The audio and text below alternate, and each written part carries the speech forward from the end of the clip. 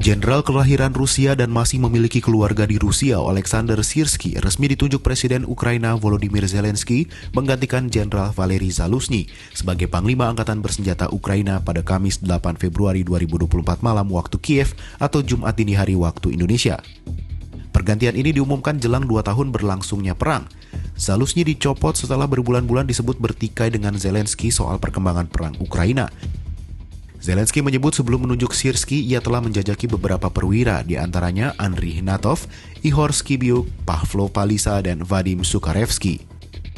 Я вдячний генералу Залужному за 2 роки захисту. Я вдячний за кожну перемогу, яких ми досягли разом і завдяки усім українським воїнам, які героїчно витягують цю війну на собі.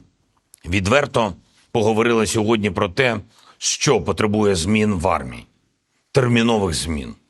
Я запропонував генералу Залужному бути і надалі разом в команді української держави. Я буду вдячний за його згоду. Sirski lahir dan besar di Vladimir, provinsi di timur Moskwa, Rusia. Pada usia 21 tahun, ia lulus Akademi Militer Moskwa dan bergabung di Korps Artileri Uni Soviet. Ia baru berusia 26 tahun saat Ukraina, Rusia, dan Belarus membubarkan Uni Soviet pada 1991. Alih-alih tetap di Rusia, ia memilih bergabung dengan Ukraina hingga saat ini. Sementara keluarga besar Sirski tetap tinggal di Vladimir dan menjadi warga Rusia. Tidak ada informasi hubungan Sirski dan keluarga besarnya sejak Ukraina-Rusia berperang 10 tahun terakhir. Sebagai Komandan Satuan Penanggulangan Teror atau Dansat Gultor Angkatan Bersenjata Ukraina, Sirski dikirim ke Donbas pada 2014. Saat itu, Kiev mulai menghadapi perang saudara dengan orang-orang keturunan Rusia yang tinggal di perbatasan Ukraina-Rusia tersebut. Berprestasi di Donbas, wilayah yang terdiri dari Donetsk dan Luhansk, membuat Sirski naik pangkat menjadi bintang 2. Ia juga naik jabatan menjadi Kepala Pusat Kendali Operasi Gabungan Angkatan Bersenjata Ukraina. Sejumlah tokoh oposisi menuding Zelensky cemas dengan popularitas Zaluzhny.